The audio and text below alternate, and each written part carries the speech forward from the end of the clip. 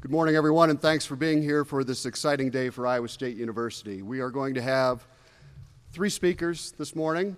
We will start out with Dr. Leith. He'll be followed by Jamie Pollard, and then Steve Prohm will get up and say a few opening comments. After he's done with his comments, if you have questions for Coach Prohm, go ahead and address them to them. Please use the microphones that we will pass around.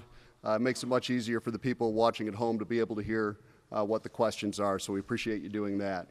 After Coach Prohm is done with his question-answer session, we'll invite Dr. Leith and Jamie to come forward, and they'll take any questions that you might have for them. So without further ado, please welcome Iowa State University President Steve Leith.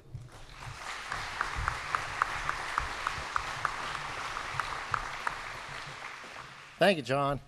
It's a great day for Iowa State, and it's a great day to be a Cyclone.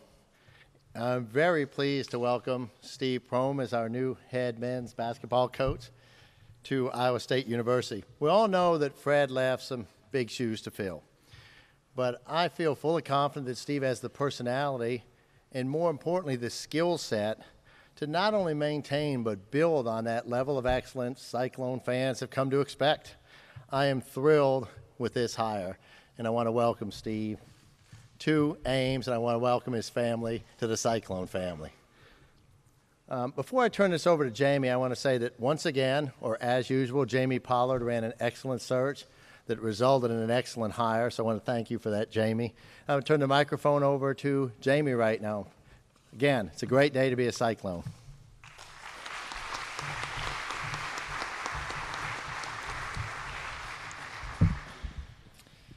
Well, there's never a dull moment being athletics director.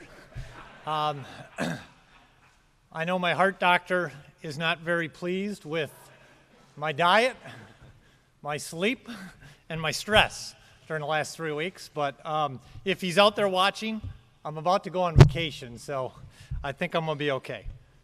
Coaching searches are the most important thing that I can do as a director of athletics. When we have an opening, I take that responsibility extremely serious because it's who we're going to turn over to lead our young men and young women that represent the Iowa State Cyclones. Coaching searches are exciting, they're intense, they're stressful. Because of social media, they can be frustrating, but most importantly, they're fun. I live for the moment. It's the adrenaline rush I get when I think back to when I was a student athlete. This search was unique. All athletics directors say they have in their top drawer or in their pocket their list of candidates if something happened. And to some degree that's true, but for others, I think it's a lot AD speak or coach speak. What made this search unique is we clearly had ample time to do our research. You know, it felt like the search hasn't been going on for a week. It feels like it's been going on for maybe a month. What that allowed us to do, though, was to clearly identify some goals of what we were looking for in our next coach. Number one, they needed to be a good fit. A good fit to this institution, a good fit to our athletics program, and a good fit to our student athletes. We were looking for the values, the personal values of the coach, their demeanor, their attitude, their character. One of the unique things that the time allowed us to do was I reached out, and hard to believe, but I reached out to basketball officials in the Big 12 because I wanted to know about the coaches we were looking at. What was their demeanor on the sidelines? How did they treat you? How did their teams come out of timeouts? It was an insight that I thought was going to be really valuable to deciding who's the right fit. To the seniors, one of my goals was I want these 4 seniors to not have their senior year cheated because of a situation that was great for Coach Hoiberg, but untimely for them. And when I talked to the basketball players and really thought about what they were saying, style of play mattered and demeanor mattered. They didn't sign up for something different than that, and I felt a responsibility to make sure that was a goal, that we got somebody that fit what they signed up for. Number 3, the Big 12 is a players' league. The person's got to be able to recruit. They've got to be able to capitalize on the excitement that we have going with this current team, but I'm more concerned about what's going to happen in years 2, 3, 4, and 5. So the person's got to be able to recruit, and it's got to be able to show that they can recruit the type of players that can compete in the Big 12. They need to be a proven winner. I think back to what made Coach Hoiberg very successful is he's a winner, flat out a winner. When I think back to when Pat Richter hired Bo Ryan at Wisconsin and everybody said, "You're hiring a Division III coach? Are you kidding?" And I remember what Pat Richter said, "Find me a winner and they'll win again." And lastly, we wanted to find somebody that we felt could sustain what we've started and sustain it for a long period of time, which meant they needed to be able to embrace Ames, Iowa, to embrace the state of Iowa, and somebody we thought could not only be successful, but would want to be successful in Ames, Iowa. We cast a very wide net. We had unbelievable interest. In the end, we narrowed it to 7 candidates that we interviewed this past weekend in Atlanta, 6 of which were head coaches. They all did a great job in the interviews, made it actually really tough for us. Good problem to have, but I could feel comfortable today saying any of those candidates could have been here as our head coach. However, one of the candidates, Steve Prohm, stuck out as somebody that met those goals better than anybody else. What made Steve the choice? Fit. He's a family man. Newborn. I think we've spoiled his newborn. He took his first flight on a jet privately up here. I told him that from now on he's going to say, "Dad, we're flying commercial?" His faith. He's grounded. He has an understanding of who he is and who he's not. And he's respected by those officials that I reached out to.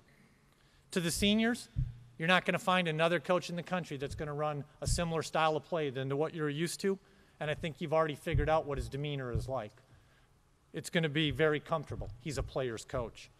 Recruiting, if you can recruit to Murray, Kentucky, I think you can recruit to Ames, Iowa. But when you looked at his roster, he had high schoolers, he had JUCOs, he had transfers. He's done exactly the model that we've found has worked here. He has an NBA player and hopefully a lottery NBA player in several weeks. He's a player's coach. He's a proven winner. I don't care what level you're coaching at, if you can put together the streaks of wins in a row that he's done and found ways not to have those nights when things aren't going well, but you don't find a way to win. Winners find a way to win. He's had an incredible success as a head coach, and that's a big piece. When the lights are on, are you ready to go? And lastly, sustainability. He was in Murray, Kentucky as a coach for 10 years. His wife's lived her whole life in Murray, Kentucky. When we talked about what it means to be in Murray, Kentucky or Ames, Iowa, it's about being able to go to the Open Flame. It's about being able to go to Hickory Park. It's about being able to go to Pamela Grocery and know the people and be able to interact with the people and feel like that's where you want to be. And the fact that he had proven success in Murray, Kentucky and enjoyed living there made me feel, and Dr. Leith and David Harris, that we've got somebody that can sustain it in Ames, Iowa. And so for all those reasons, I'm delighted to be able to call to the podium our next head coach, Steve Prohm.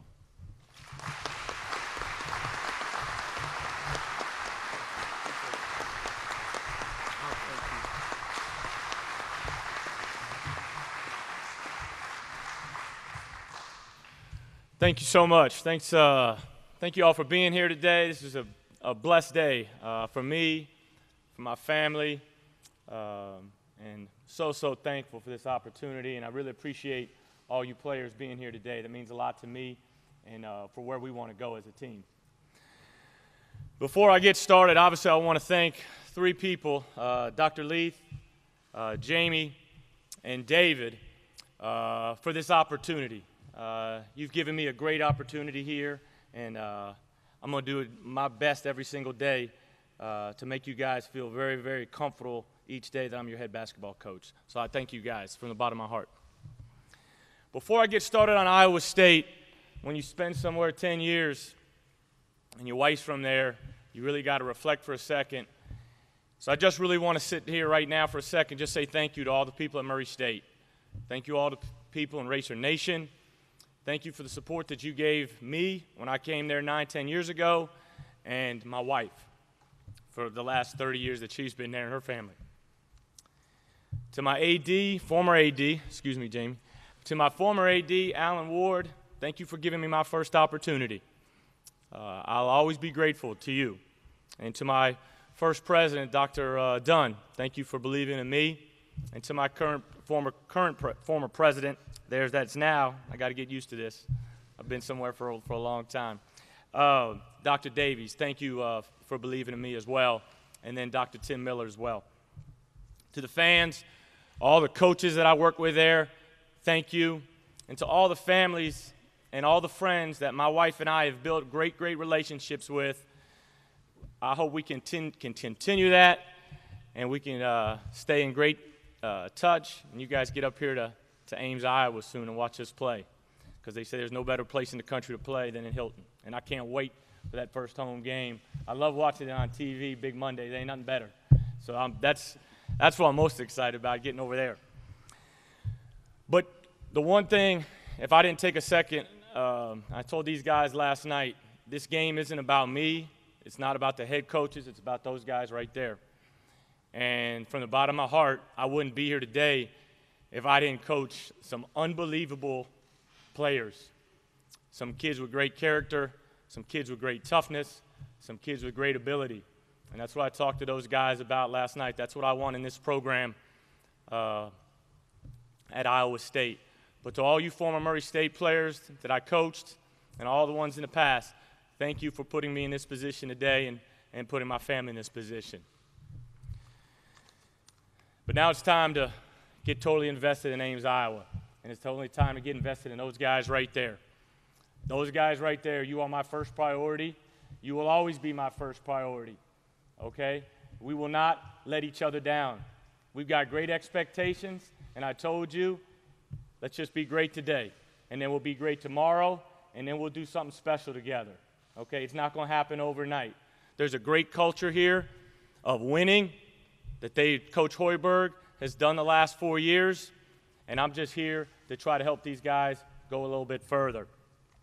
I talked to them about what do I want to see out of my players, what do I want to do with my players. I want to challenge them spiritually. I want to see them grow socially, make great decisions in the community, and impact this community by the way they interact, whether it's at camp or whether it's at, I got to learn the stores at High Five, or Hy-Vee, High Five. High Five we'll do after the games or with the student section. Academically, I want to see you graduate and put yourselves in a position to do great things. And in the basketball, they've got great players here. They know how to win. The basketball stuff will all take care of itself. The more success, the more opportunities for each one of you guys. Someone asked what attracted you to this job. And I'll be honest, the first thing, that team. That's just being honest. That team right there. You know, back-to-back Big 12 tournament champions, 3 seed in the NCAA tournament, 4 tremendous seniors that I'm going to look to for great leadership, to steer the ship, run the ship, guide the team, because it's your team. Remember that. It's your team, not my team. It's your team. This fan base, I touched on it briefly, Hilton Magic. You know, watching Big Monday, it's been a dream of mine to coach at the BCS level and in no better conference than the Big 12.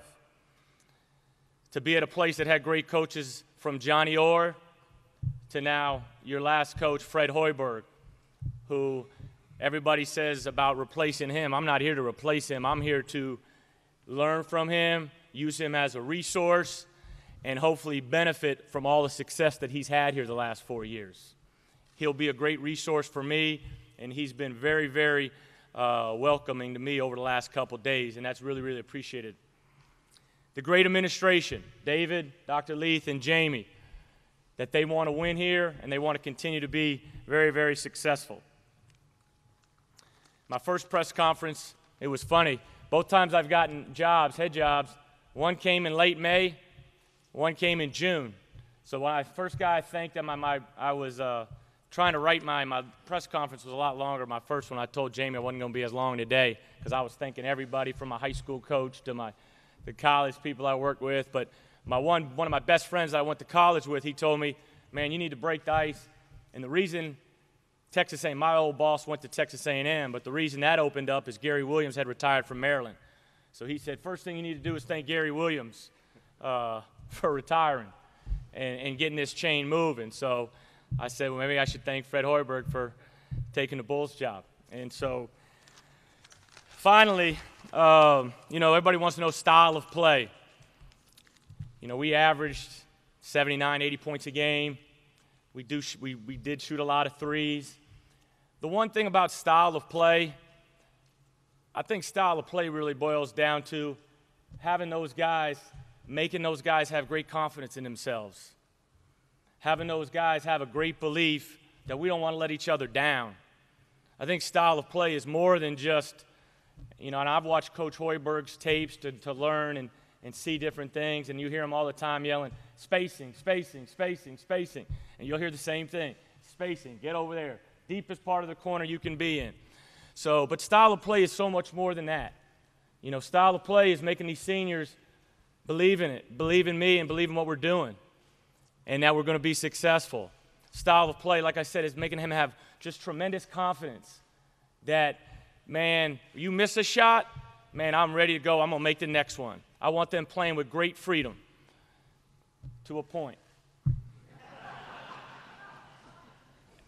And then we want to be hard-nosed and aggressive defensively, tough-minded, so we can win on the road. We can win big games at home, and we can have an opportunity to put ourselves in to win a championship. Lastly, I wouldn't be here without my family. My parents are watching. They're in Wilmington, North Carolina.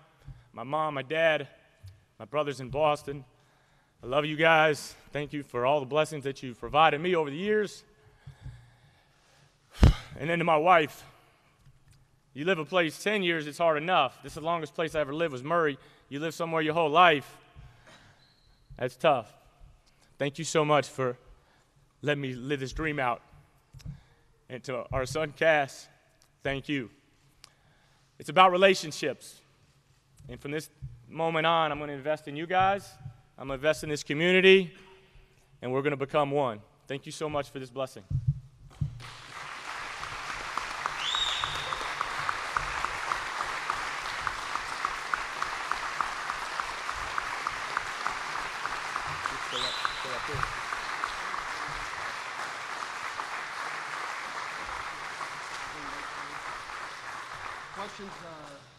Questions for Coach Prohm?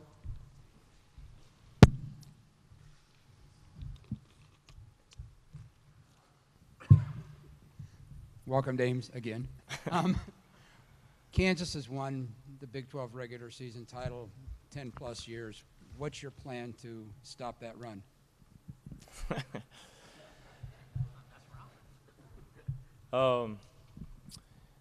You just do it day by day. We can't control what Kansas does at Baylor. We can't control what they do when they go play Oklahoma State. We can just control winning each night in Hilton and then putting ourselves in a great position to win on the road. And if we can do that enough, then we'll have a chance. We can't control anything else but Iowa State.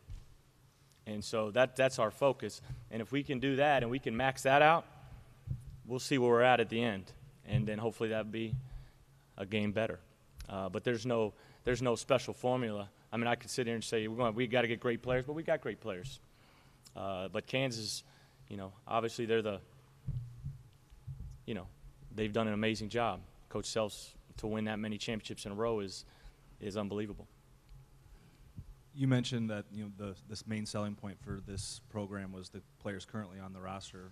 What makes you confident that you can be successful in that year 2, 3, and 4 that Jamie referenced? I think the thing that Jamie said.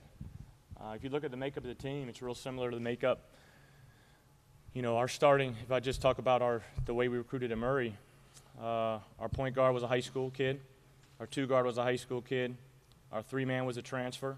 Our 4 and 5 were 2 JUCO kids. Our first kid off the bench was a transfer.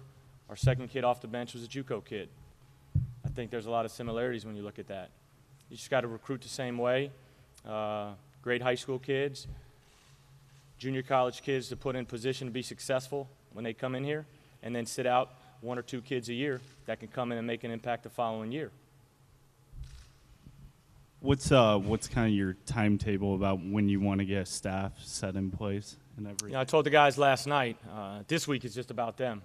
I need to spend as much time as I can before I leave Friday morning, getting to know these guys and them getting to know me, learning where they're from, telling a little about myself, let them.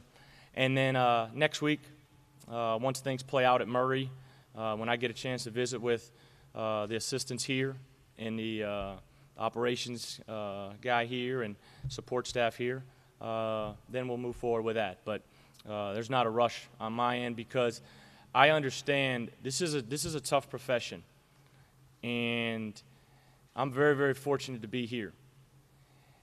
These guys here have done an amazing job, amazing. Coach Hoiberg just had an unbelievable opportunity. So I need to be very, very respectful to them, but also to the guys that worked for me. So it'll just be a process. Coach, you've got 1 point guard in the NBA, soon to be 2, and you're inheriting a pretty good point guard too. Who's that? I'm just joking. Is it fair to say that you're a point guard coach? You have a touch with point guards and the value of them in your system? Well, I think any great team is going to have a great point guard, and looking forward to sit down with Monte and visit with him and the other guards on the team as well. Players make plays, though. You just kind of got them and put them in position. I think if you talk to both the point guards that are going to the NBA, they'd say, hey, Coach gave me great confidence, gave me great trust. You know, I'll tell our players, too. I said, if you really want to know how my players that I coach feel about me, watch Cameron Payne's press conference when he went pro.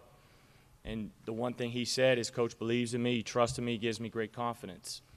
Those 2 kids were special, special players, and we want to continue to get those guys. And they've got great careers ahead of them, and Monte does too. But I want to be a point guard coach. I want to be a wing coach. I want to be a post coach. I want to be just a very good basketball coach, and that has teams that are going to win games and represent the university the right way. But we've been fortunate, but I think any great team has great leadership at the point guard position, whether it's scoring that night or whether it's just being an assist man that night. But I can't wait to get to work with Monte and the rest of the guys. Steve, you said the team, the players, was one of the biggest reasons for you coming here. How much did you know about Ames and Iowa State? And for a coach on recruiting, how much does a coach have to know about a city to be able, a university, to be able to turn around and sell it? How does that develop? How long does that take? Obviously, those guys were a huge reason why I'm here. But obviously, the opportunity to be at Iowa State in the Big 12 and the success that they've had recently and that we can add on to and continue to run with is a huge reason why as well. But I think the biggest thing is, and I kind of lost track of. Say that again. Just what the question?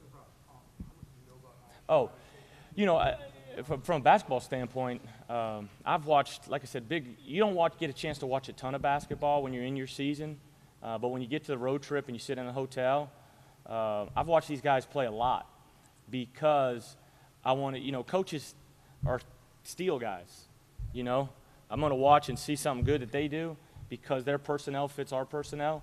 I'm not going to watch a team that's grinding out and scoring in the 50s, unless I'm looking at special situations or different thing. I want to watch somebody's system that fits ours. And so I would watch them.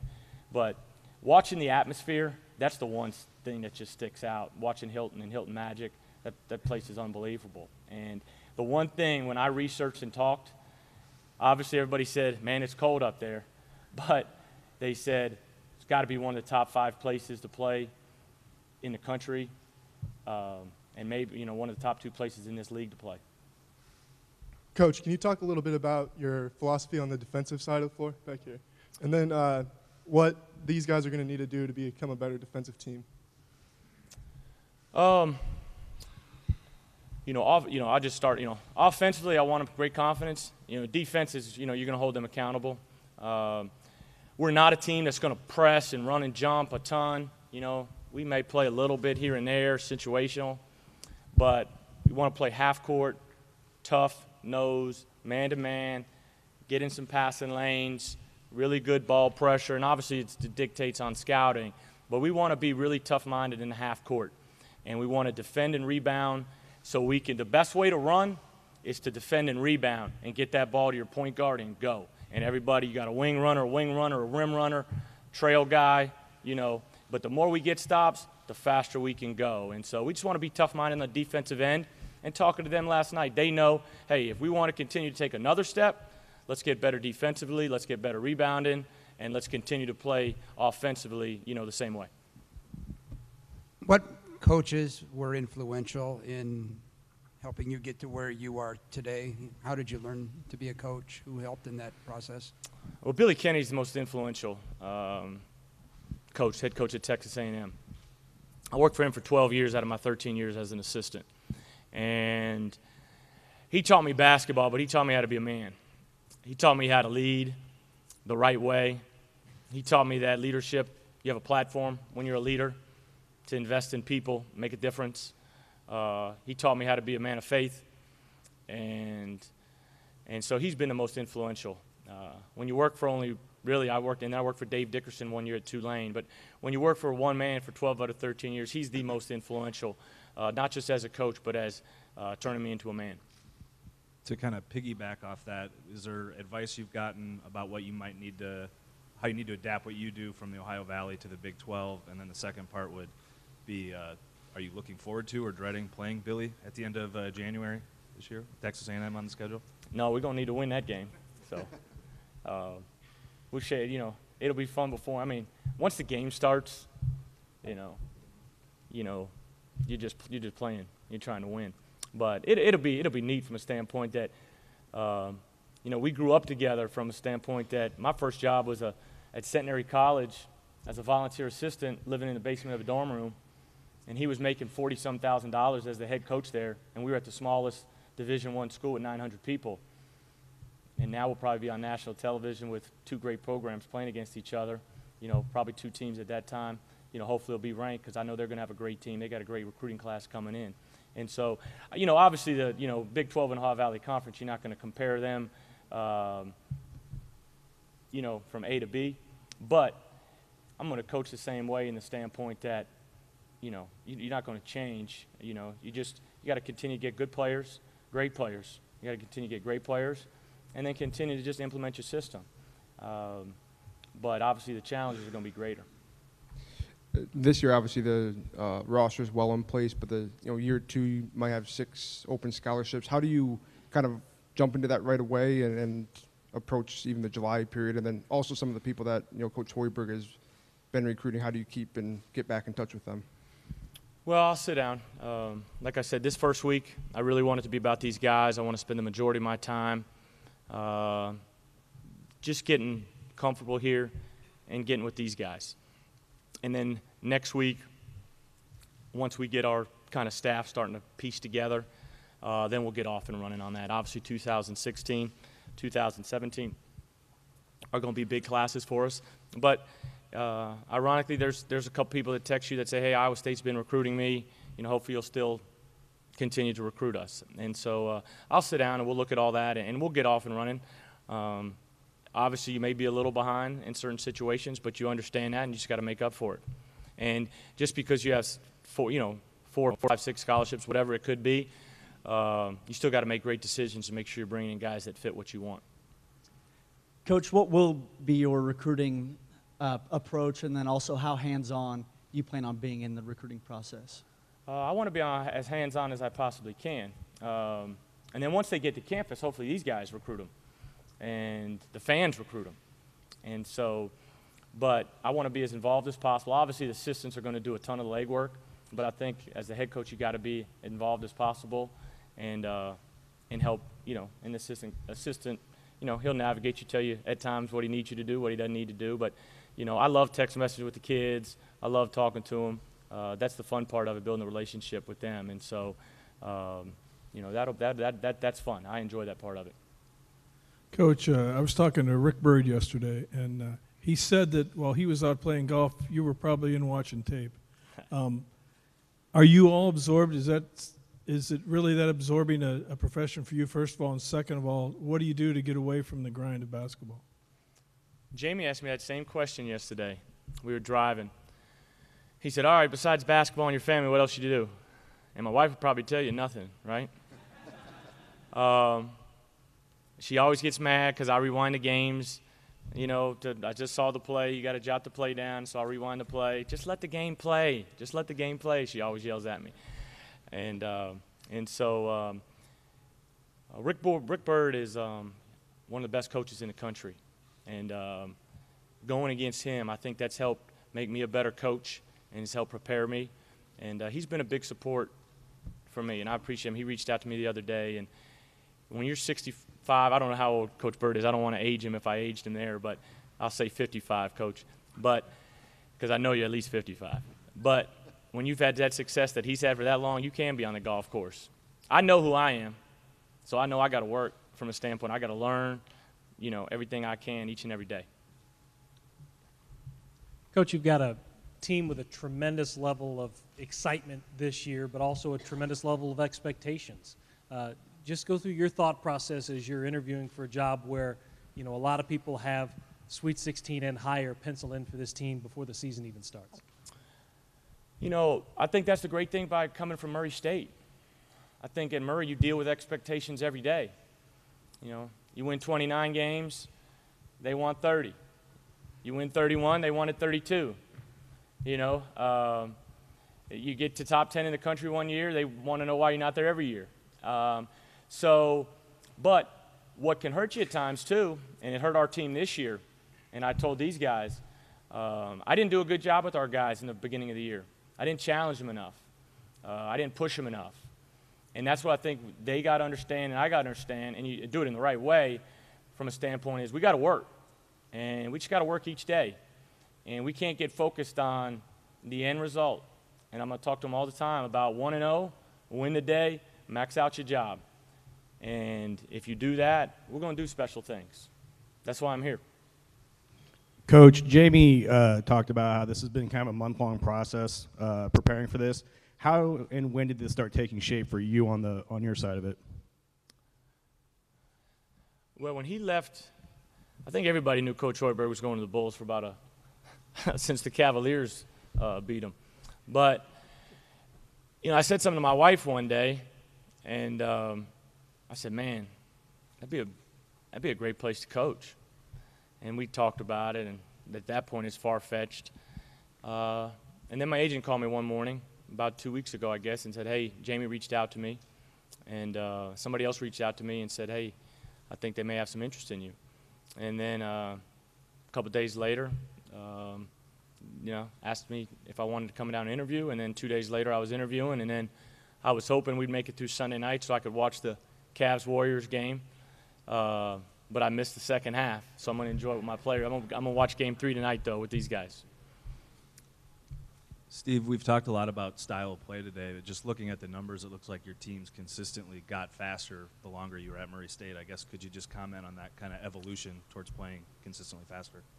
Well, it's probably two things. It's guys getting comfortable, and then